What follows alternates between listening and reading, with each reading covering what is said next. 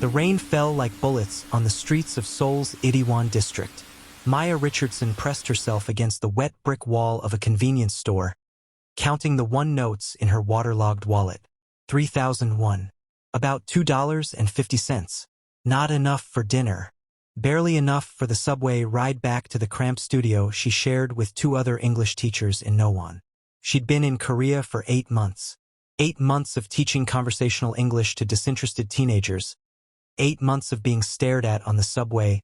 8 months of hearing, "Oh, you're so exotic," from men who thought it was a compliment. 8 months of wondering why she'd left Atlanta, left her family, left everything familiar for this beautiful, complicated country that didn't quite know what to do with a black woman who spoke barely functional Korean and had dreams bigger than her bank account. The convenience store owner, Mr. Kim, who'd been kind to her, had slipped her an extra kimbap roll today, pretending he'd made too many. She knew he knew she was struggling. The pity burned, but not as much as the hunger would have. Maya pulled her thin jacket tighter, preparing to run through the rain to the subway station 3 blocks away. That's when she heard it. A sound that made her blood freeze. A child screaming. Not the tantrum kind of scream, the terror kind. The kind that bypassed all logic and grabbed something primal in her chest. She moved before thinking, following the sound into the alley beside the convenience store. The darkness swallowed her, broken only by a single flickering streetlight at the far end. And there she was, a little girl, maybe 5 years old, pressed against the wet wall like a cornered animal. Her pink princess dress was soaked through and torn at the hem. Her hair hung in wet tangles around her face. But it was her eyes that broke Maya's heart. Wide, dark, absolutely terrified. 3 men surrounded her. They wore dark suits, despite the rain. Expensive clothes on bodies that moved with coordinated precision. The kind of coordination that came from training, from practice, from doing terrible things in dark alleys until they became routine. One of them held a knife. The blade caught the streetlight, throwing fractured reflections across the wet pavement. Maya's Korean failed her. Her courage didn't. "Hey!" The shout ripped from her throat before she could stop it. All 3 men turned, startled. In that half-second of distraction, Maya acted on pure instinct. She ran at them. Later, she'd wonder what the hell she'd been thinking.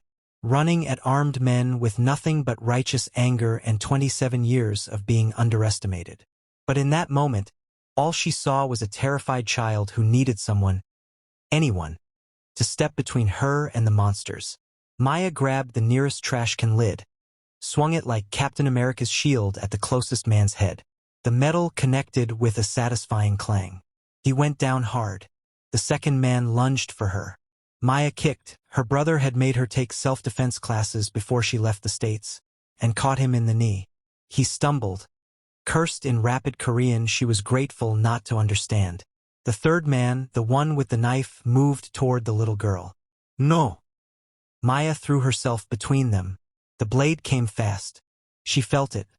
A line of fire across her left arm as she raised it to shield her face. Blood bloomed hot through her jacket sleeve. The pain came a second later, sharp and nauseating. But she stayed between him and the child. The man raised the knife again. Maya braced herself, wondering if this was how she died. In a Seoul alley, saving a stranger's kid, with $2.50 in her pocket and nobody back home knowing what happened to her. Then the world exploded. Gunshots cracked through the rain like thunder. The man with the knife jerked backward, his chest blooming red. He hit the ground and didn't move. The second man tried to run. Another shot. He fell. The one she'd hit with the trash lid was scrambling to his feet when a black boot connected with his ribs. Maya heard them crack. He collapsed, gasping.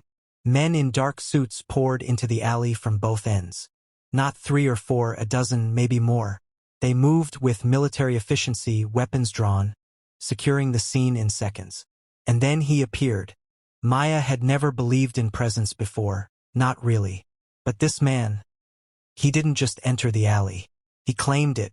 The air itself seemed to bow to him.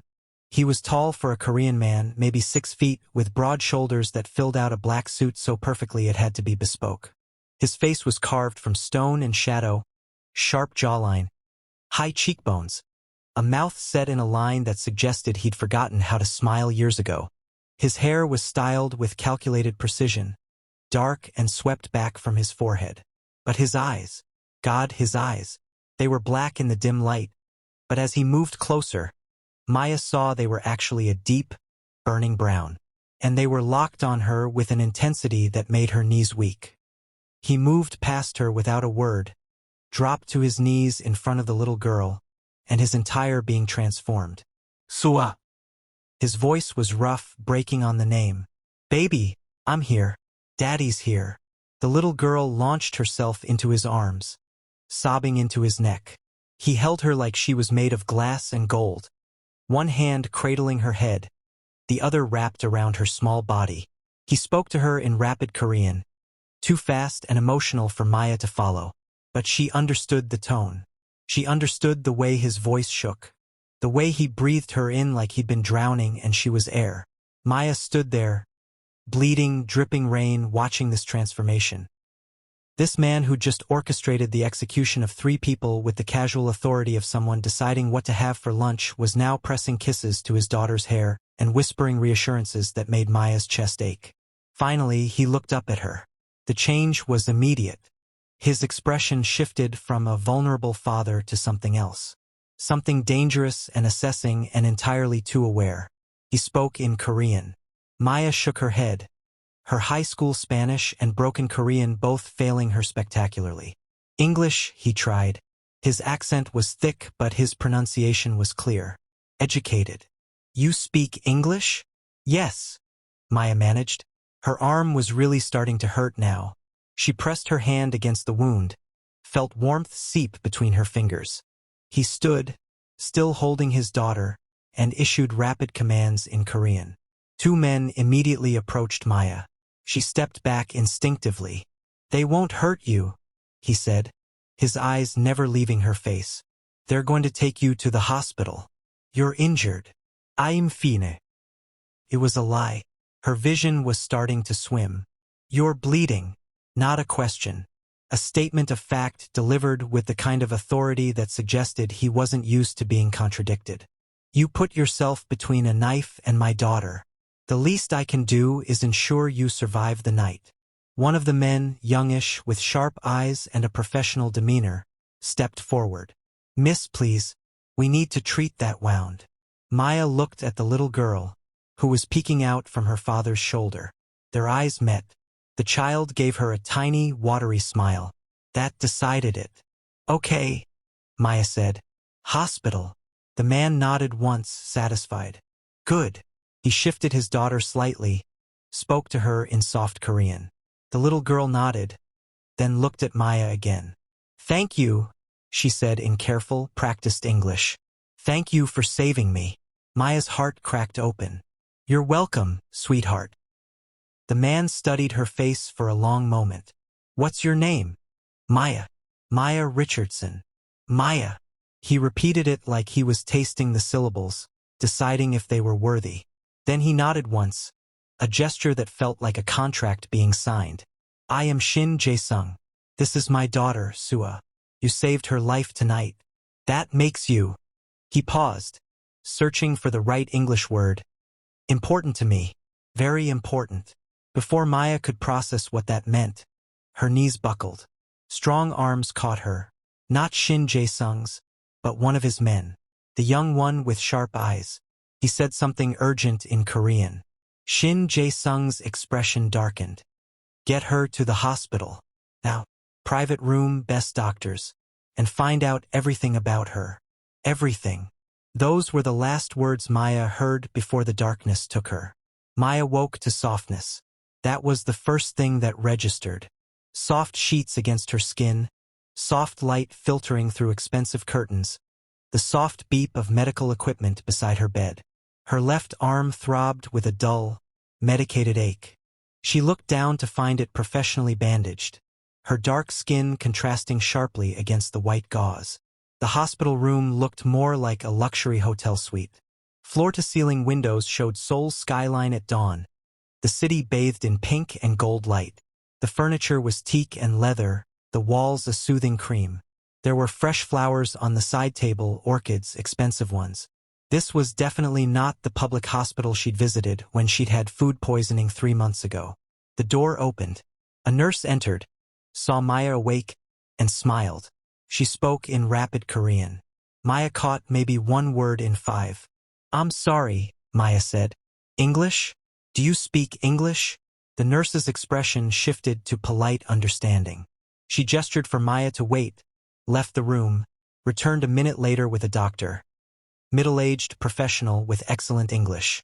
"Miss Richardson," he said warmly. "I'm Dr. Park.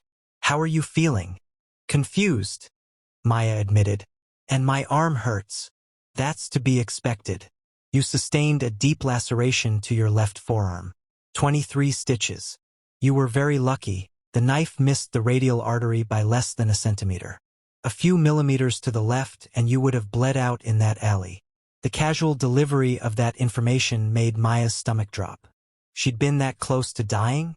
Dr. Park continued his examination, checking her vitals, her wound, asking questions about pain levels and dizziness. Finally, satisfied, he stepped back. "You'll need to keep the arm immobilized for at least 2 weeks. No heavy lifting. The stitches will dissolve on their own. We'll want to see you for a follow-up in 1 week to ensure there's no infection." He paused. "All expenses have been covered by Mr. Shin. You don't need to worry about costs." Mr. Shin. Shin Jae-sung. The man with the daughter and the dead bodies and the eyes that saw too much. "Where is he?" Maya asked. "Mr. Shin left early this morning.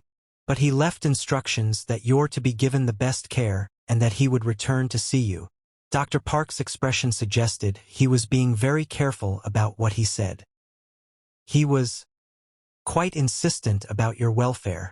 After Dr. Park left, Maya lay there, trying to piece together what had happened. She'd saved a little girl who turned out to be the daughter of someone clearly very powerful and very dangerous. The way those men had moved, the weapons, the casual efficiency of the violence. Her phone buzzed. She found it on the side table, fully charged, beside her wallet and keys. Someone had gone to her apartment to get her things. The phone showed 37 missed calls from her roommates, 16 texts, and 3 voicemails. Maya texted back quickly, "I'm okay. In hospital. Long story. We'll explain later. Then she noticed the business card propped against the flower vase. Thick stock. Embossed lettering in Korean and English. Shin Jae-sung. Chief Executive Officer. Shin International Holdings. A phone number was handwritten on the back in strong, confident strokes. Maya was staring at it when the door opened again. This time, it wasn't medical staff. It was him. Shin Jae-sung filled the doorway the same way he'd filled that alley, with presence, with power, with something that made the air feel thinner. He wore a different suit today, charcoal gray with a white shirt, no tie. His hair was still perfectly styled. His eyes found hers immediately. "You're awake," he said in English. His voice was deep, controlled, the kind of voice that made you listen whether you wanted to or not. "How do you feel?" "Like I got stabbed," Maya said, then immediately regretted her bluntness. Sorry. Thank you for bringing me here, for taking care of everything. He moved into the room, each step measured and precise. When he pulled a chair close to her bed and sat, she caught the scent of his cologne. Something expensive and woody with notes of bergamot. "You saved my daughter's life," he said simply. "There is no amount of gratitude sufficient for that. No amount of repayment would be adequate. I didn't do it for payment. She was a kid in danger. Anyone would have." "No." He cut her off, his voice firm but not unkind. "Most people would have called the police and stayed hidden. Most people would have prioritized their own safety. You didn't hesitate. You threw yourself between armed men and a child you didn't know. That is not anyone, Miss Richardson. That is extraordinary." The intensity in his eyes when he said that last word made heat crawl up Maya's neck. "How is she?" Maya asked, steering the conversation to safer ground. "Sua." "Is she okay?" His expression softened immediately. "She's safe. Scared, but safe." She won't stop talking about the brave lady who saved her. His mouth quivered, almost a smile. She wants to see you. To say thank you properly. If you're willing. Of course. Maya didn't even have to think about it. I'd love to see her. Shin Jae-sung nodded. Then his expression shifted, becoming more serious. We need to discuss your situation, Miss Richardson. My situation? The men who attacked Sua last night. They were sent by someone who wants to hurt me through my family. They failed, but their employer now knows that you interfered. They know your face. And in my world. He paused, choosing his words carefully. Witnesses are rarely left alive. Maya's blood ran cold. Are you saying I'm in danger? I'm saying you need protection, which I am prepared to provide. Protection. She repeated the word like it was foreign. What does that look like? He leaned back slightly, fingers steepled, completely at ease despite discussing her potential murder. It looks like security personnel assigned to you at all times. It looks like moving you from your current housing to somewhere I can ensure your safety. It looks like... He paused, making it very clear to my enemies that you are under my protection and that touching you would mean war. You're talking about changing my entire life. I'm talking about keeping you alive. His voice was gentle but unyielding. Miss Richardson. Maya, I understand this is overwhelming, but please understand that the moment you stepped into that alley, your life changed. The people who sent those men don't forgive. They don't forget. And they will come for you, if not to kill you, then to use you as leverage against me. Maya stared at him, this impossibly beautiful, obviously dangerous man who was calmly explaining that she was now a target. What do you do? I mean, what's Shin International Holdings? Legitimate businesses. Imports, exports, real estate, technology. He listed them like items on a grocery list. But I also have other interests. Less legitimate, the kind that makes enemies. You're part of the Korean mafia.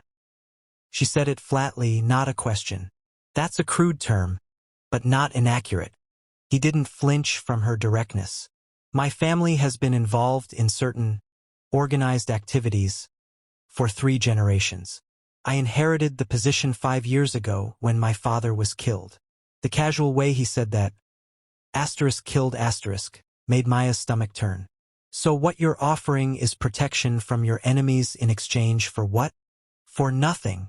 His eyes locked on hers. You saved my daughter. I owe you a debt I can never repay. This is the least I can do. There's always a cost, Maya said, her mother's warnings about too good to be true echoing in her mind. Always. For the first time, Shin Jae-sung smiled. It was a small thing, barely a curve of his lips, but it transformed his face from intimidating to devastatingly attractive. Smart, he said approvingly. Yes, there's a cost. The cost is that you become visible. Right now, you live small, expired visa, underpaid teaching jobs, sharing a tiny apartment. You make yourself invisible to survive. Under my protection, you become very visible. My enemies will see you. They'll know your name. They'll know that touching you means facing me. That kind of visibility can be dangerous in its own way, but it's also protective. A shield made of reputation. Maya absorbed this. He was right about her life.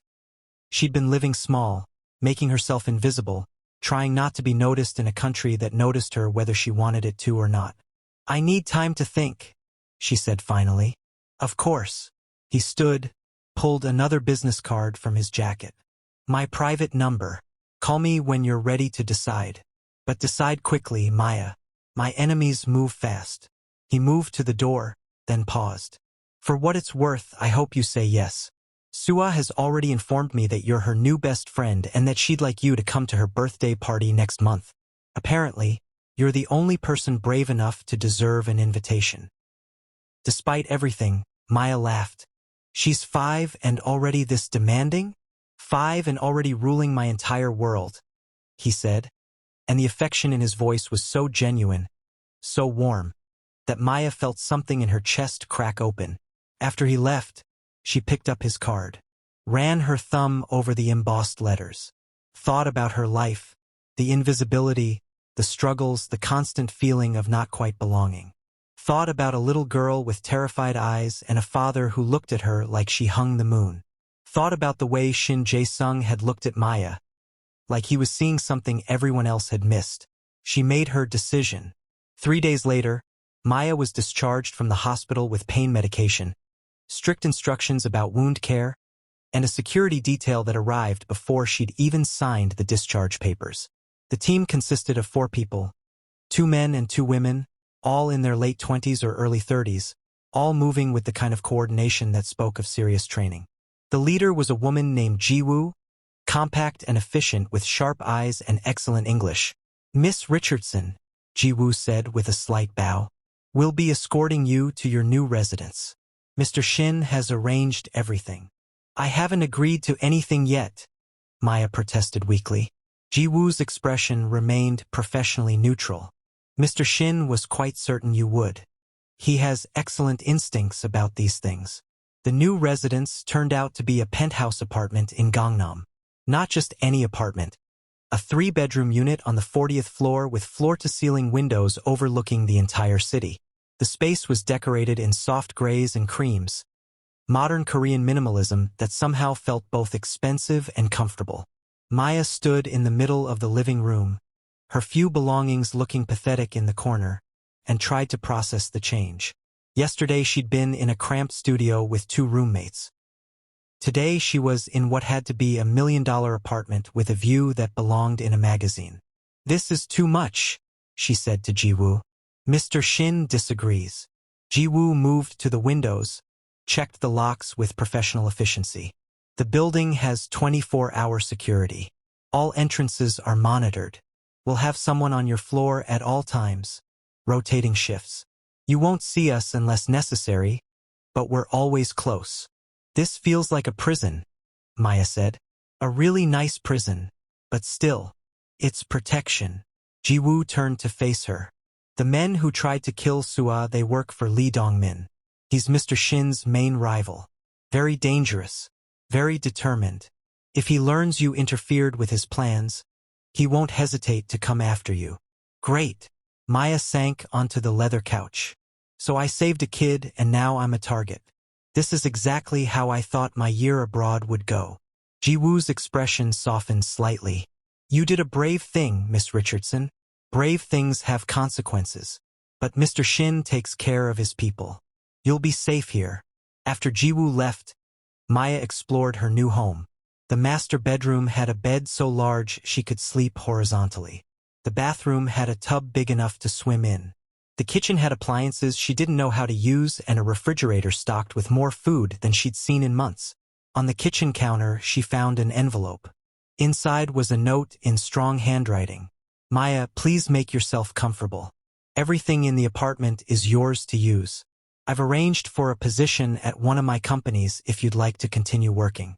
English language consultant, flexible hours, fair salary. No pressure if you'd prefer to rest and recover. Sua, I am very excited to meet you properly. If you're willing, I'd like to bring her by tomorrow evening around 6 p.m. Jae-sung. The informality of the signature caught her off guard. Not Mr. Shin or Shin Jae-sung. Just his given name. Personal.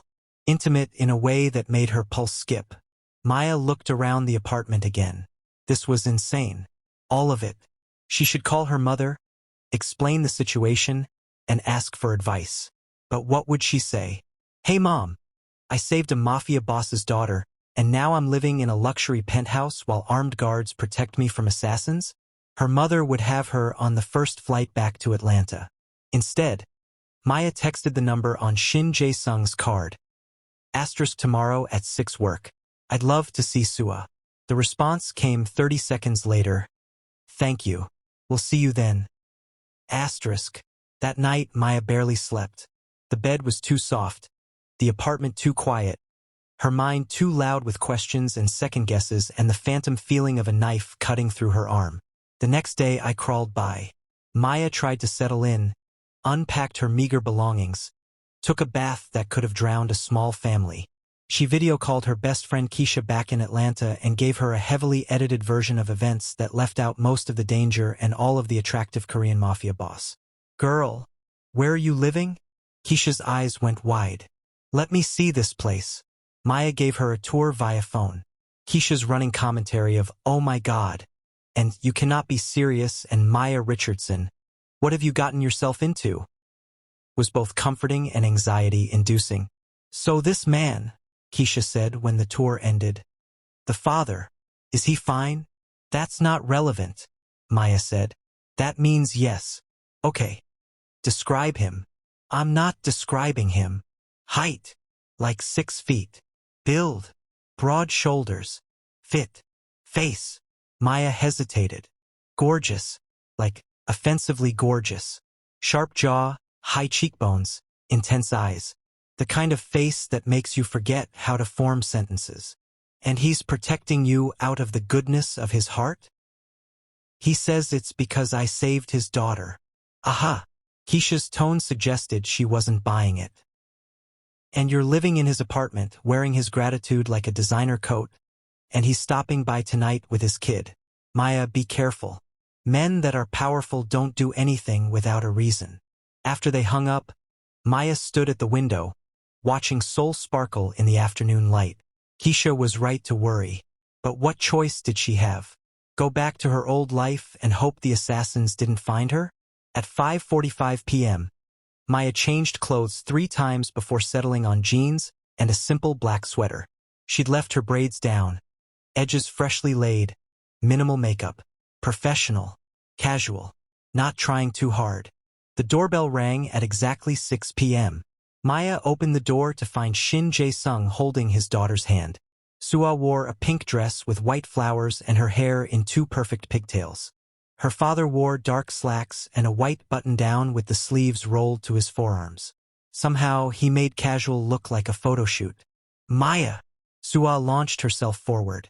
Maya caught her instinctively, wincing as the movement pulled at her stitches. Careful, Jae-sung said, moving quickly to support his daughter. Maya is still hurt. Remember.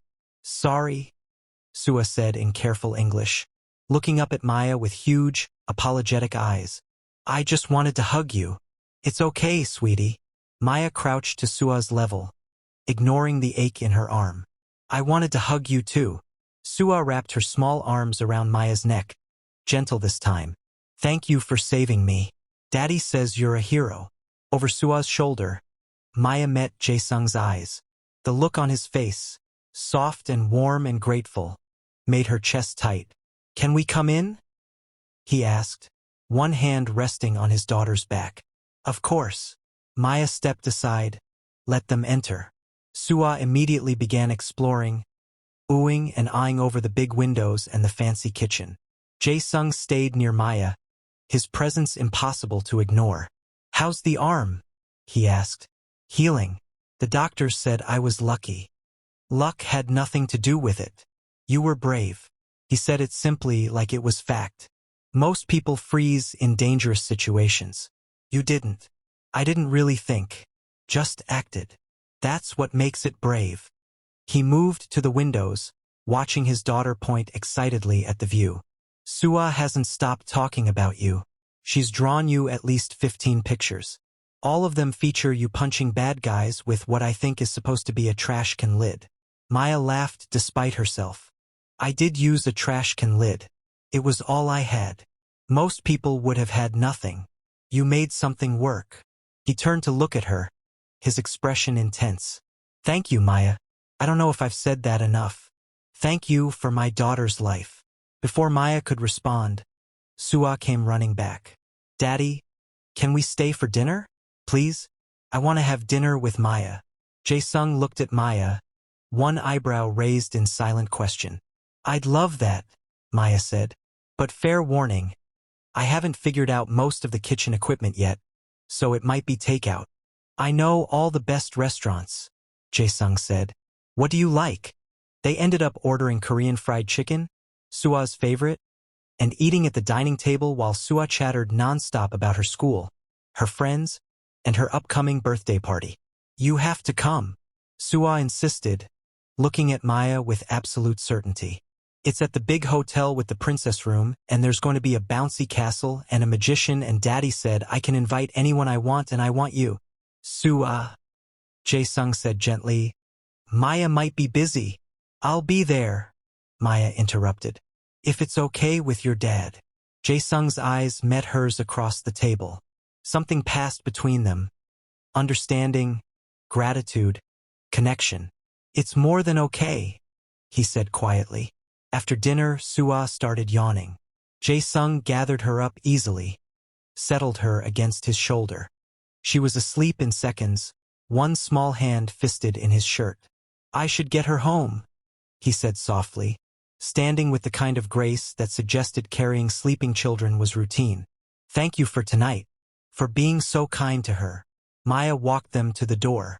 In the hallway, under the soft lighting, Jae-sung paused. I meant what I said, he told her. About the job. About all of this. You don't have to worry about anything, Maya. I'll handle everything. That's what I'm afraid of, she admitted. That I'm becoming dependent on you. That this isn't real. It's just gratitude and guilt and circumstances. He shifted Sua slightly, freed one hand, and did something Maya didn't expect. He reached out and gently touched her face, his fingertips warm against her cheek. This is real, he said, his voice low. What you did was real. The danger you're in is real. And what I'm beginning to feel when I look at you. He stopped himself, pulled his hand back. I should go. Before I say something I'm not sure you're ready to hear. He left, carrying his sleeping daughter, leaving Maya standing in the doorway with her heart racing and his words echoing in her mind. What I'm beginning to feel when I look at you. Maya closed the door, leaned against it and tried to remember how to breathe. The job started the following Monday. Maya arrived at Shin International Holdings at 9 a.m. sharp, was met in the lobby by Ji-woo and 2 other security personnel, and escorted to the 20th floor. The office was exactly what she'd expected: glass walls, modern furniture, and the kind of quiet efficiency that came from people who were very good at their jobs and very well paid to prove it. Her supervisor was a woman named Min-ji, early 40s, perfectly put together with excellent English and a warmth that Maya hadn't expected. We're thrilled to have you, Min-ji said, showing Maya to her office. An actual office with a door and a view. Your role is primarily to review English language materials, consult on international communications, and help with cross-cultural business matters. Very flexible, very self-directed. Mr. Shin specifically requested that we not overwhelm you while you're recovering. That's very kind, Maya said, trying not to think about how Shin Jae-sung had clearly given explicit instructions about her care. The work was interesting. Much more interesting than teaching teenagers who didn't want to learn. Maya reviewed contracts, polished marketing materials, and consulted on business proposals. The hours flew by. At lunch, several colleagues invited her to join them. They were friendly, curious, and carefully polite. Maya could feel them trying to figure out who she was, how she'd gotten this position, what her relationship with Mr. Shin actually was. She kept her answers vague, professional. But she saw the looks, heard the whispers after she passed. The new American consultant with the mysterious background and the private office. Jae-sung stopped by at 4 p.m., knocked on her open door like he didn't own the entire building. How's your first day? He asked, leaning against the doorframe. Good. The work is interesting. Your team is nice. And they're gossiping about you non-stop. It wasn't a question. Maya smiled despite herself. Maybe a little. Let them. He moved into her office, closed the door behind him. The air immediately felt thinner. Their theories will be much more interesting than the truth. What is the truth? Maya asked. What am I doing here, really? He sat on the edge of her desk, close enough that she could smell his cologne.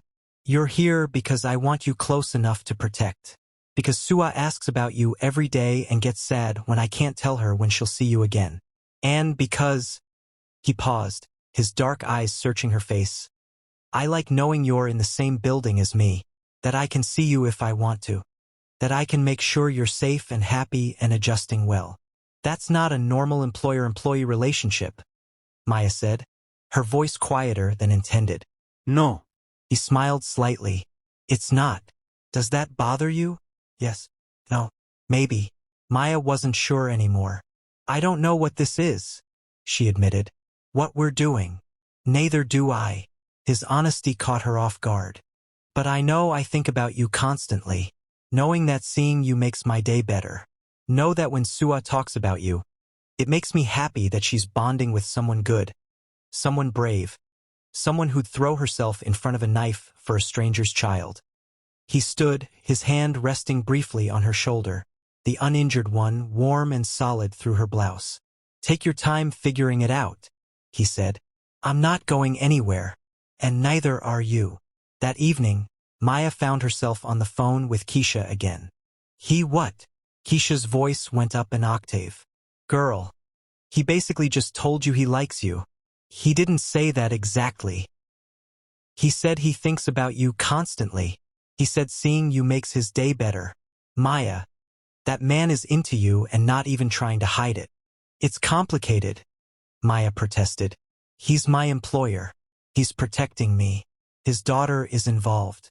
And oh yeah, he's literally a crime boss. Okay, yes, those are all red flags. Giant, waving, neon red flags. Keisha paused.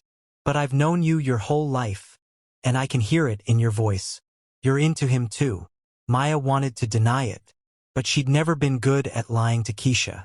Yeah, she admitted quietly. I'm into him, which is stupid because this whole situation is insane. Maybe. Keisha's voice was gentle. But insane doesn't mean wrong. Just be careful, Maya. Protect your heart. Because powerful men can break things without even trying. Over the next 3 weeks, Maya settled into her new life. The work became routine. The security detail became familiar. She learned their names, their coffee orders, their shift patterns. The apartment began to feel like home. And Shin Jae-sung became a constant presence. He stopped by her office daily, always with some professional excuse, a document to review, a question about American business culture, a consultation about international negotiations. But the visits always lasted longer than necessary, always turned into conversations about everything except work. He told her about taking over his father's empire at 27, about the weight of responsibility, about learning to lead people who'd been doing this since before he was born. She told him about growing up in Atlanta, about her family, about coming to Korea looking for adventure and finding alienation instead. They discovered they both loved old movies, both read voraciously, both had complicated relationships with the expectations placed on them by their families and cultures. The line between professional and personal blurred completely. He started bringing Sua by the apartment twice a week for dinner. Maya looked forward to those evenings more than anything else. The little girl's laughter, the casual domesticity of eating together. The way Jae-sung would look at Maya over his daughter's head with an expression that made her stomach flip. One evening, after Sua had fallen asleep on the couch, Jae-sung carried her to the car while Maya walked with them. She loves you, he said quietly, adjusting his sleeping daughter in his arms. She told me yesterday that she wishes you were her mom. Maya's breath caught. What did you tell her? I told her that families come in all shapes, that love matters more than titles, that Maya is special to both of us. He paused at the elevator. Was that okay? I don't want to overstep. It's okay, Maya said, her voice thick with emotion. She's special to me too. In the elevator, with Sua sleeping between them and the city lights blurring past, Jae-sung spoke again. There's something I need to tell you about Lee Dong-min. He's been quiet since the attack, but my intelligence suggests he's planning something. Something bigger. Fear spiked through Maya. Should I be worried? I won't let anything happen to you. His voice was absolute. But I need you to be extra careful. Stay close to the security team. Don't go anywhere without them. And if anything feels wrong, anything, you call me immediately. I will. The elevator doors opened. He stepped out, then turned back. Maya, he stopped, seeming to change his mind about what he was going to say. Be safe. Please. You too, she said. Both of you. That night, Maya couldn't sleep. She kept thinking about danger, about Sua, about Jae-sung facing enemies she couldn't see, about how attached she'd become to both of them in such a short time, about how this was supposed to be temporary protection and had somehow become her entire life. 3 days later, everything went wrong. It happened on a Thursday evening. Maya was leaving work, flanked by her usual security detail. Ji-woo walked 3 steps ahead, scanning the parking garage. 2 men flanked Maya on either side. Standard protocol. The van came out of nowhere, tires screaming, doors flying open, men in black masks pouring out with professional efficiency. Ji-woo went down first, tranquilizer dart to the neck, her body crumpling. The 2 male guards tried to respond, but they were outnumbered and outplanned. Maya ran, got maybe 10 feet before strong arms wrapped around her from behind. She fought, remembered every self-defense move she'd been taught, got in one good elbow strike, heard someone grunt in pain. Then the needle pierced her neck. Cold liquid flooded her system, her vision blurring, her legs folding. She was lifted, carried. The van's interior was dark and spinning, voices speaking urgent Korean. Her last thought before consciousness faded. Jae-sung is going to be so angry. Maya woke to concrete and zip ties. Her hands were bound in front of her, secured to a metal pipe. Her head throbbed. Her mouth tasted like chemicals. She was in what looked like an abandoned warehouse, industrial equipment, broken windows letting in weak afternoon light. She wasn't alone. A man sat across the space watching her. Late 40s, expensive suits, cold eyes. He stood as she stirred, approached with measured steps. "Miss Richardson," he said in accented English. I'm Lee Dong-min. "We need to talk." "Go to hell," Maya said, her voice rough. He smiled. "I like your spirit. I see why Shin is so taken with you. You don't know anything about what Shin thinks." "Oh, but I do." Lee Dong-min pulled up a chair, sat too close. "I know he's moved you into a luxury apartment, give you a job, assigned his best security team to protect you. I know he brings his daughter to visit you. His daughter, the most precious thing in his world. That tells me everything I need to know." Maya's stomach dropped. This was exactly what Jae-sung had warned her about, being used as leverage. "You think hurting me will hurt him," Maya said. "You're wrong. He barely knows me. I just happened to be there when your men tried to kill his daughter." "Maybe." Lee leaned back, studying her. "Or maybe you're exactly what you appear to be, the woman who threw herself in front of a knife for Shin Jae-sung's child. The woman he can't stop thinking about. The woman who could be his weakness." He stood, pulled out a phone, and dialed. Put it on speaker. It rang twice before Jae-sung answered. "Lee." His voice was ice and death. "I'm going to kill you." "Such unpleasantness," Lee said. "Before you make threats, you should know I have something of yours. Someone, rather." Silence on the other end. Heavy, dangerous silence. "If you've hurt her, she's unharmed. For now." Lee looked at Maya while he spoke. "But that could change. We need to have a conversation, Shin. About territory. About respect. About the future of this city. Name your terms. Not over the phone. Meet me, tomorrow at noon. The old shipyard in Incheon. Come alone. If you hurt her before I get there, I will burn your entire organization to the ground. Every building you own, every person who works for you, every member of your family. There will be nothing left." The absolute certainty in Jae-sung's voice made Maya's eyes sting. "Understood," Lee said. "Noon tomorrow. Don't be late." He hung up, pocketed the phone, looked at Maya with something almost like pity. "He's going to come for you," Lee said. "He's going to risk everything to get you back. That's how I know I've won." Maya spent the next 18 hours zip-tied to a pipe in an abandoned warehouse. Guards rotated shifts. Someone brought her water and food. She refused both, not trusting anything from people who'd kidnapped her. She tried to stay calm. I tried to think. Tried to remember everything Jae-sung had taught her about his world during their late-night conversations. Lee Dong-min wanted territory. I wanted power. Wanted to take Jae-sung's place at the top of Seoul's underworld. Taking Maya was both leverage and a test.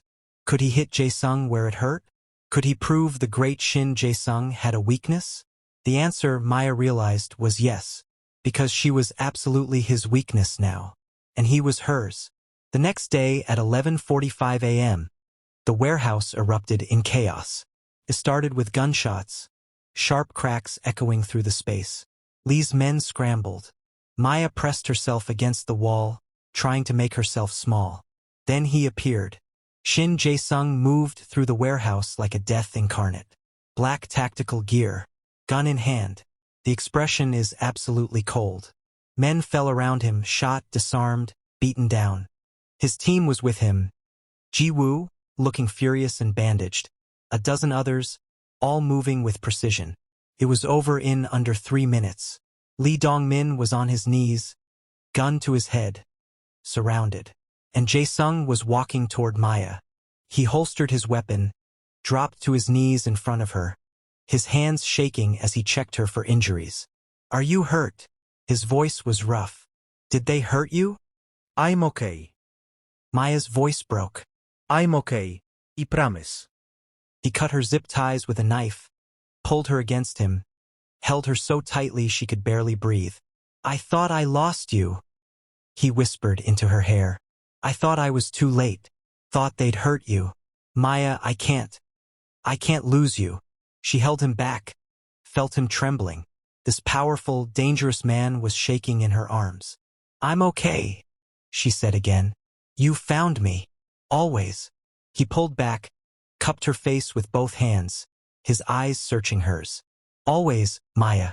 No matter what. If someone takes you, I will burn the world down to get you back." Then he kissed her. It was desperate and claiming and terrified all at once. His hands in her hair, her hands fisted in his tactical vest. Both of them breathing hard, both of them alive, both of them together. When they broke apart, he rested his forehead against hers. "I love you," he said simply.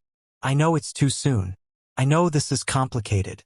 But I love you, and I need you to know that." Maya's eyes flooded with tears. "I love you too." His smile was like sunrise, devastating and beautiful and full of promise. Behind them, Ji-woo cleared her throat. "Boss, we need to go." Jae-sung stood, pulled Maya up with him, kept one arm around her waist like he couldn't bear to let go. Lee Dong-min was still on his knees, blood trickling from his mouth. Jae-sung approached him, his expression going cold again. "You touched what's mine," he said quietly. "You threatened the woman I love. There are consequences for that." "Do what you're going to do," Lee said, but his voice shook. "I'm not going to kill you." Jae-sung's voice was almost gentle. "That would be mercy. Instead, I'm going to destroy everything you've built. Every operation, every alliance, every business. By this time next week, you'll have nothing. And everyone in Seoul will know why. Because you touched my family." He turned, took Maya's hand, walked her out of the warehouse into afternoon sunlight. The ride back to the city was quiet. Maya sat pressed against Jae-sung in the back of the SUV, his arm around her shoulders, his hand tangled with hers.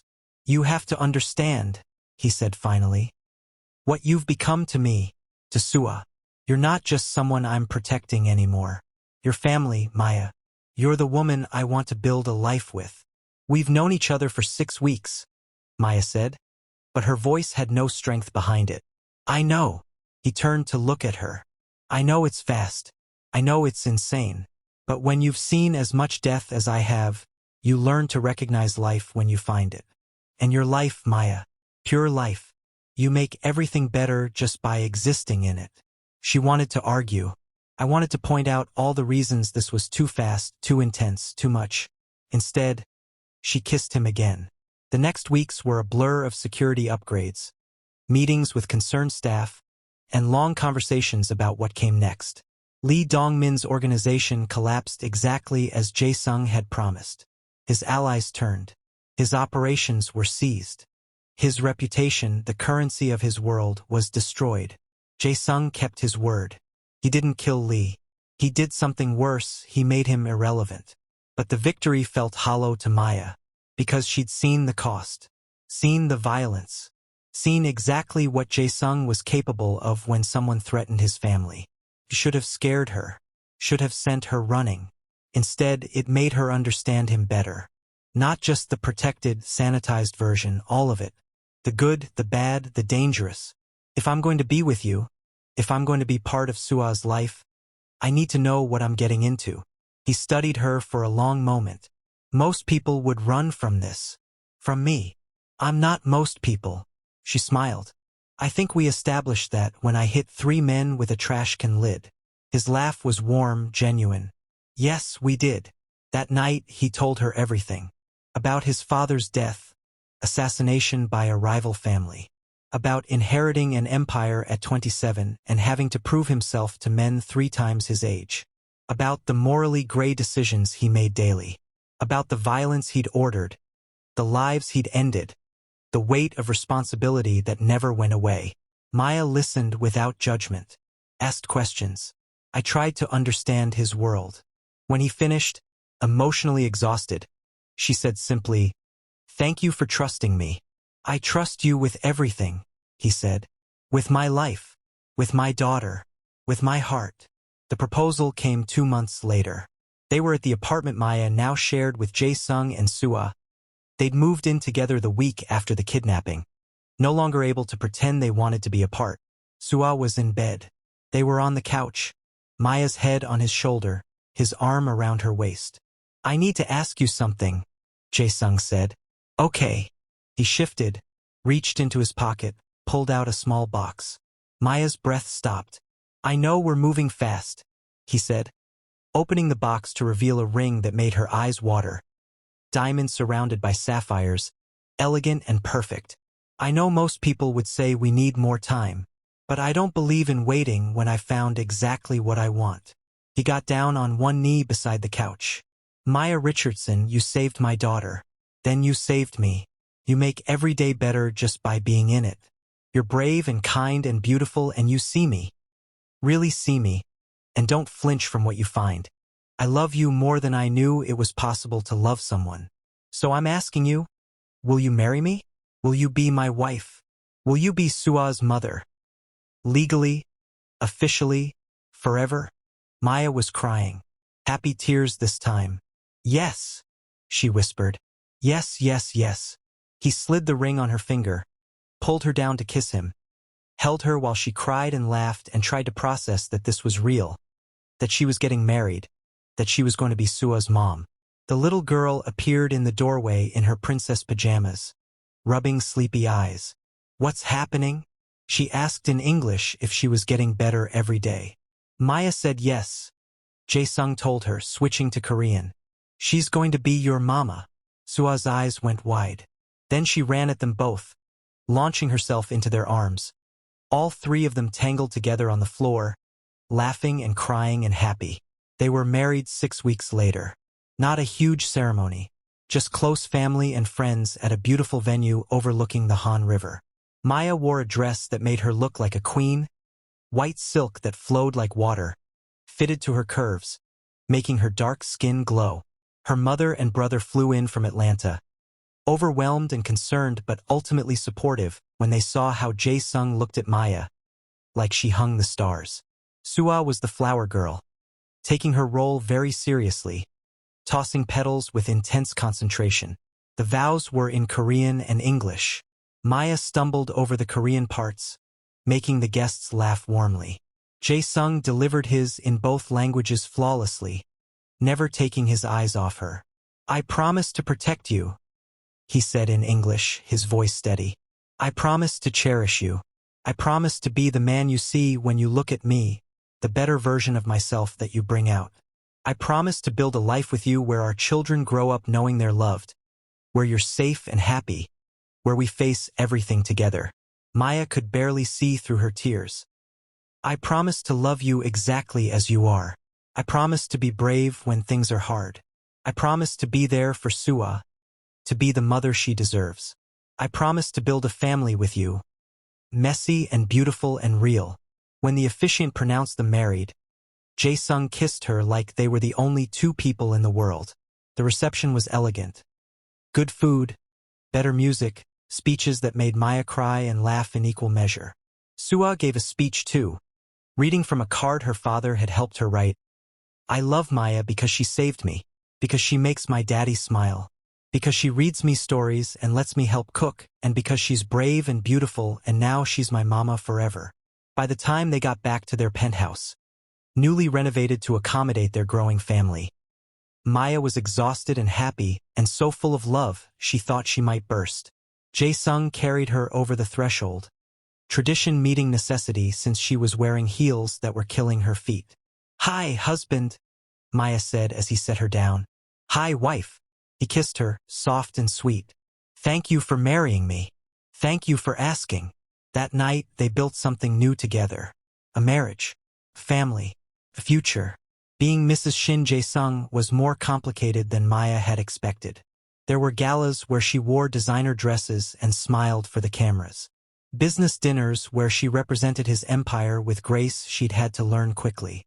Charity events where she spoke at podiums and cut ribbons and pretended she belonged among Seoul's elite. But there were also quiet mornings with Sua making breakfast. Afternoons teaching English at the expanded school program. Jae-sung had funded 3 more schools at her request. Evenings with her husband, talking about everything and nothing. The security detail became family. Ji-woo taught Maya self-defense that actually worked. The other guards shared meals with them, played with Sua, and became part of their extended family. 3 months after the wedding, Maya woke up nauseous. It took her 4 days to recognize the pattern. Another 3 to work up courage to take the test. 2 pink lines. She stared at them, emotions rioting. Joy, fear, excitement, terror. All of it at once. Jae-sung found her sitting on the bathroom floor, surrounded by positive pregnancy tests, tears streaming down her face. What's wrong? He was beside her instantly, hands cupping her face. Are you hurt? What happened? I'm pregnant, Maya said. We're having a baby. He went absolutely still. Then he took one of the tests, looked at it, looked at her. The expression on his face was something she'd never seen before. Wonder and joy and fear mixed together. You're sure? His voice was rough. For tests, sure. He pulled her against him, held her so tightly she could barely breathe, pressed his face into her neck. A baby, he whispered. We're having a baby. Are you happy? Maya asked, needing to hear it. Happy doesn't begin to cover it. He pulled back, cupped her face, his eyes shining. You've given me everything, Maya. Everything I didn't know I needed. And now this, another child. Our child. I can't. I don't have words for how much I love you, they told Sua that evening. The little girl's reaction was pure joy, jumping up and down, asking a million questions about babies, declaring she was going to be the best big sister ever. Can I name the baby? She asked in careful English. Maybe we'll let you help pick the name, Jae-sung said diplomatically. The pregnancy was easier than Maya had feared. Morning sickness was manageable. Jae-sung became even more protective, which Ji-woo said was almost impressive given how overprotective he already was. He attended every doctor's appointment, read every book, made lists of things they'd need. Sua pressed her ear to Maya's growing belly and told the baby about school and dinosaurs and how much she loved them already. They found out at 20 weeks they were having a girl. Jae-sung cried. Actually cried, tears on his face, hand gripping Maya's. Another daughter, he whispered. 2 daughters. I'm going to have 2 daughters to protect and worry about and love. And spoil, Maya added. And spoil, he agreed, kissing her belly. Definitely spoil. But not everything was perfect. The jealousy started small. A woman at a business function who touched Jae-sung's arm too long, laughed too loud at his jokes, looked at him like Maya didn't exist. Her name was Park Yun-hee. She worked in the legal department. She was beautiful in that particularly polished way. Perfect makeup, designer clothes, fluent in 5 languages. And she clearly had a history with Jae-sung. Maya saw it in the way they interacted, familiar, comfortable, the kind of ease that came from a shared past. Who is she? Maya asked Ji-woo later. Ji-woo's expression went carefully neutral. An ex-girlfriend. From before Sua's mother. It ended badly. She wanted a commitment he wasn't ready to give. And now she's back from New York and apparently thinks she has another chance. The rational part of Maya's brain knew this was stupid. Jae-sung had married her. I was having a baby with her. Looked at her like she hung the stars. But the irrational part, the part amplified by pregnancy hormones and lingering insecurity, couldn't stop seeing the way he touched him. The way she smiled up at him. The way she spoke to him in Korean was too fast for Maya to follow. It came to a head at a company dinner. Maya arrived late. She'd been at the school, lost track of time. Walked into the private dining room to find Yun-hee sitting next to Jae-sung, her hand on his arm, saying something that made him laugh. Something inside Maya cracked. She walked over, placing herself deliberately between Yun-hee and her husband. "Sorry I'm late," she said in English, then switched to her broken Korean. "Traffic was bad." Jae-sung stood immediately, pulled her close, kissed her cheek. "You're here now. That's all that matters." But Yun-hee's smile was sharp. "Maya, right? The American. Your Korean is improving." The condescension was clear even through the language barrier. "Thank you," Maya said with fake sweetness. "My husband is an excellent teacher." The emphasis on "my husband" was deliberate. Yun-hee's smile tightened. Later, after the dinner ended, Jae-sung pulled Maya aside. "What was that?" he asked, not angry, just confused. "What was what?" "You were." He searched for the English word. "Territorial. Possessive. That's not like you." "Maybe I don't like women touching my husband," Maya said, crossing her arms. Understanding dawned on his face. "You're jealous of Yun-hee." "I'm not jealous," Maya lied. He smiled, slow and warm and devastating. "You are. You're jealous. I'm pregnant and emotional, and some beautiful woman who clearly has history with you is touching you and looking at you like she wants to." He cut her off with a kiss, deep and claiming and absolutely thorough. When he pulled back, Maya was breathless. "Listen to me," Jae-sung said, his hands framing her face. "Yun-hee is part of my past. You are my present and my future. You're carrying my child. You're raising Sua. You're the woman I wake up next to every morning and fall asleep holding every night. There is no competition. There never was." "She's beautiful," Maya said, hating how small her voice sounded. "She's beautiful," he agreed. "But so are a lot of women. You're the only one I love. The only one I want. The only one who makes me feel like I'm more than what I do, more than my family's legacy, more than the violence and the power. You make me feel human, Maya, like I deserve good things. That's not something beauty can give you. That's something only you have." Maya's eyes flooded. "Damn pregnancy hormones." He laughed, pulled her against him. "I love your jealousy, by the way. It's kind of adorable." "Shut up," she mumbled into his chest. "Make me," he challenged. She did. Their daughter was born on a Tuesday in September. Maya's water broke during breakfast. Jae-sung went pale, then shifted into crisis mode. Grabbed the hospital bag, called his driver, and had Maya at the hospital in record time. Labor was long, painful, exhausting, but Jae-sung stayed with her the entire time, holding her hand, whispering encouragement, telling her she was strong and brave and he loved her.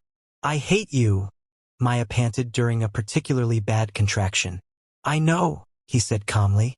"You can hate me all you want after she's born. I'm holding you to that." Their daughter arrived at 6:47 p.m., tiny and perfect and screaming her displeasure at the world. The doctor placed her on Maya's chest. She was warm and slippery and absolutely beautiful. "Hi, baby girl," Maya whispered. "I'm your mama." Jae-sung was crying.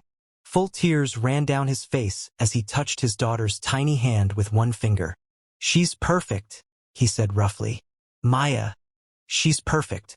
Sua arrived an hour later, practically vibrating with excitement. She stared at her baby sister with huge eyes. "She's so small," Sua whispered in careful English. "Can I hold her?"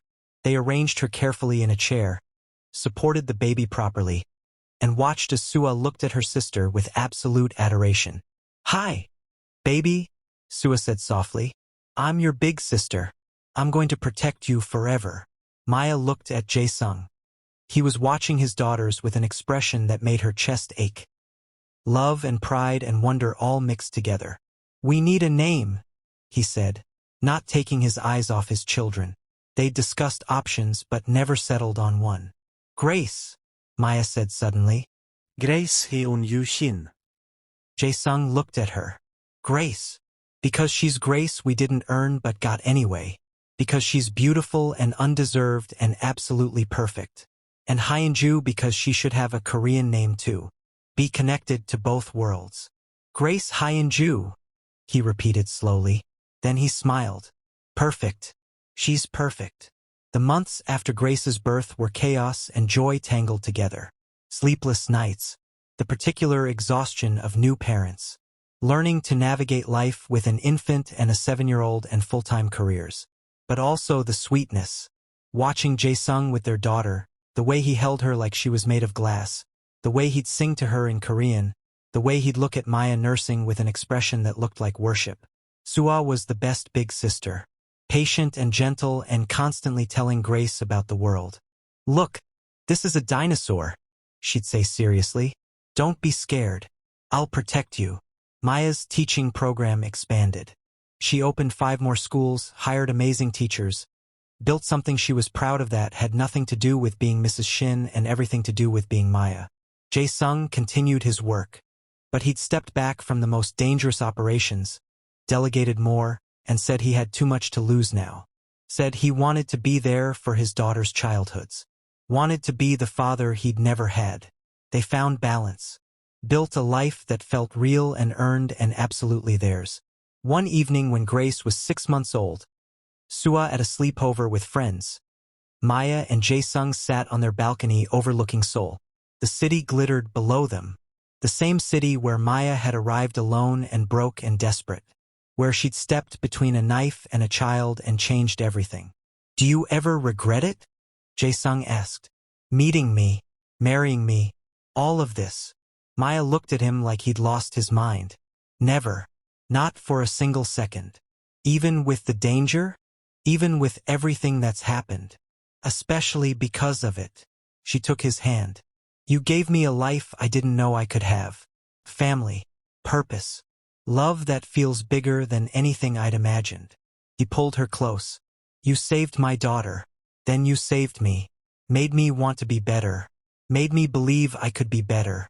Made me understand that power isn't the same as strength. That being vulnerable isn't weakness. You were always strong, Jae-sung. You just needed someone to see it." They sat in comfortable silence. 2 people who'd found each other against impossible odds. Who'd built something beautiful from danger and chance and the choice to be brave. Inside, Grace made a small sound through the baby monitor. Not quite crying. Just announcing her presence. "My turn," Maya said, starting to stand. "Let me—" Jae-sung stopped her. "You've been with her all day." He went inside. Maya heard his voice through the open door, speaking softly in Korean. Telling Grace about her mother. About the night they met. About courage and love and how life could change in a heartbeat. Maya smiled. Touched her stomach where she'd been feeling suspicious flutters for a week. Another life growing there. Another chance to build something beautiful. She'd tell him tomorrow. Tonight, she'd just watch him with their daughter. Watch him be the man she'd known he could be from that first moment in the alley. The man who'd learned that the strongest thing you could do was love someone completely. 3 years later, the house was chaotic. Good chaos. Grace was 3 now, running through the rooms with the kind of energy that never seemed to end. Sua, now 10, tried to keep her sister from climbing furniture with varying success. Their son, Daniel Junho, 15 months old, was practicing walking, taking wobbly steps between furniture while his father hovered nervously nearby. Maya stood in the kitchen of their new home. Not a penthouse but an actual house with a yard where the kids could play, and felt overwhelming contentment. "Mama!" Grace ran in, collided with Maya's legs. "Sua won't let me touch her homework." "That's because you'll destroy it," Sua said, appearing in the doorway with the long-suffering expression of older siblings everywhere. No destroying homework, Maya said diplomatically. Grace, come help me with dinner. The little girl's eyes lit up. She loved cooking, helping, and spending time with her mother. Jae-sung appeared, their son on his hip. Daniel just took 4 steps in a row. That's amazing. Maya crossed to them, pressed a kiss to her son's chubby cheek. He giggled, grabbing her braids. Food soon, Sua asked hopefully. 20 minutes. The family chaos continued through dinner. Kids talking over each other, Daniel throwing food, Grace insisting she could use chopsticks like a big girl and mostly succeeding. After dinner, after baths, after stories and tucking in 3 children, Maya and Jae-sung finally collapsed on their bed. I'm exhausted, Maya said. Me too. He pulled her close. Also incredibly happy. Yeah. He kissed her temple. 5 years ago, I never would have imagined this. This life, this family, this happiness. 5 years ago, I was sleeping on a mattress on the floor and wondering if I'd made a huge mistake coming to Korea, Maya said. Funny how things change. You saved my daughter, Jae-sung said, not for the first time. Then you saved me. You saved me too, Maya said. Give me a home, family, a life worth living. They lay there, wrapped around each other, listening to the sounds of their sleeping children through the baby monitor. I love you, Jae-sung whispered. I love you too, Maya whispered back. And in that moment, in that house, with their 3 children sleeping safely down the hall, they had everything. Maya had stepped between a knife and a stranger's child and gained a universe. Not just protection, not just survival, but love. Real, messy, complicated, beautiful love. A family built from courage and choice and the willingness to risk everything for what mattered. That was their story, and it was just beginning. Thank you for reading this Novatales TV original story. If you enjoyed Claimed by the Shadow King, please subscribe to our channel and let us know where you're watching from in the comments. Your support helps us create more stories like this one. What did you think of Maya and Jae-sung's journey? Which moment touched you the most? We'd love to hear from you. Don't forget to like this video, hit the notification bell, and share with friends who love romance with danger, strong heroines, and enemies to lovers stories. More stories coming soon. From all of us at Novatales TV. Thank you for being part of our community.